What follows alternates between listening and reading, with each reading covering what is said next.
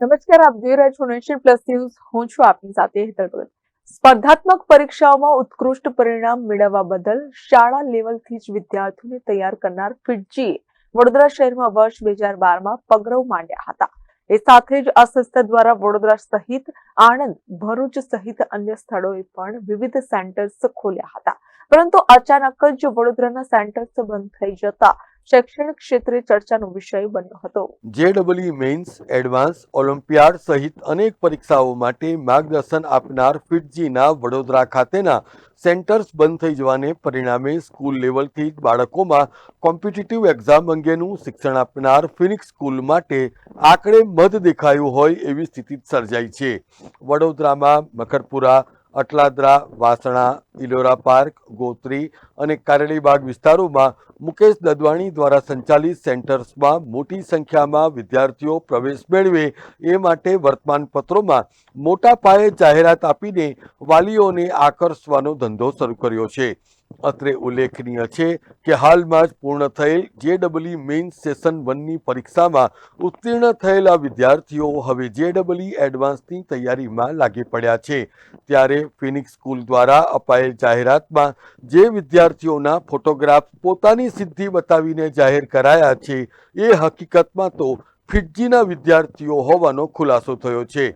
પ્રવેશ લીધો ફિટજીમાં, કોચિંગ મેળવ્યું ફિટજીમાં, મહેનત કરી વિદ્યાર્થીઓએ, પરંતુ સેન્ટર્સ બંધ થઈ જવાને લીધે હવે જ્યારે મોટાભાગના વિદ્યાર્થીઓ અને શિક્ષકો ફિનિક્સ સ્કૂલ સાથે જોડાયા છે, પરંતુ જે સેન્ટરમાં મહેનત કરીને વિદ્યાર્થીઓ ઉચ્ચ પર્સન્ટાઇલ સાથે પાસ થયા હોય તો ફિનિક્સ સ્કૂલ દ્વારા બારોબાર બીજાની સિદ્ધિને વટાવી ખાવાનો હીન પ્રયાસ કરીને વાલીઓને પણ ગેરમાર્ગે દોરાઈ રહ્યા હોવાની ચર્ચાએ વેગ પકડ્યો છે.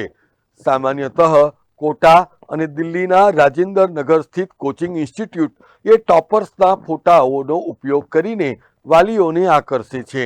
ત્યારે આધારભૂત માહિતી પ્રમાણે મુકેશ દદવાણી દ્વારા સંચાલિત ફિનિક્સ સ્કૂલ દ્વારા અપાયેલ જાહેરાતમાં 99.997 પર્સન્ટાઇલથી લઈને 99.903 સુધીના વિદ્યાર્થીઓ એ ફિટજીના હતા, પરંતુ ફિનિક્સ સ્કૂલ દ્વારા એ વિદ્યાર્થીઓએ પોતાના સેન્ટરમાં અભ્યાસ કરીને ઉચ્ચ પર્સન્ટાઇલ મેળવ્યા છે એમ બતાવવામાં આવ્યું છે.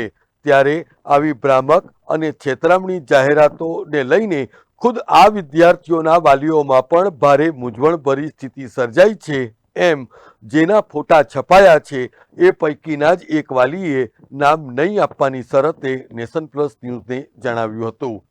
દર્શક મિત્રો, સ્પર્ધાત્મક પરીક્ષામાં વિદ્યાર્થી જો આગામી વર્ષમાં સારું પ્રદર્શન કરે તો ચોક્કસપણે ફિનિક્સ સ્કૂલ પોતાની વાહવાહી કરી શકે, પરંતુ જેમાં ફિનિક્સનો કોઈ રોલ જ નથી એ જોતા એમ લાગી રહ્યું છે કે વરને કોઈ જાણે નહીં અને હું વરની માં. કારકિર્દીના પ્રવેશદ્વાર સમી આ સ્પર્ધાત્મક પરીક્ષાઓમાં કોચિંગ આપવાનો ધંધો પણ ખૂબ વ્યાપક છે અને હાલના સમયમાં પોતાનું સંતાન અન્ય કોઈથી પણ પાછળ ન રહી જાય એ માટે વાલીઓ પણ સામાન્યતઃ આવી જાહેરાતોથી દોરાતા હોય છે. ત્યારે સરકારની ભ્રામક જાહેરાતો ઉપર લગામ લગાવતી ઓથોરિટીની પણ જવાબદારી બેવડાઈ જાય છે, કારણ કે આખરે વિષય તો વિદ્યાર્થીઓની કારકિર્દીનો છે. Bureau report, Nation Plus News, Vadodara. સમાચારોના સતત અપડેટ મેળવવા માટે અમારી નેશન પ્લસ ન્યૂઝની યુટ્યુબ ચેનલને સબસ્ક્રાઇબ કરો, બેલ આઇકન દબાવો અને જોડાયેલા રહો ફેસબુક, ઇન્સ્ટાગ્રામ અને ટ્વિટર પર.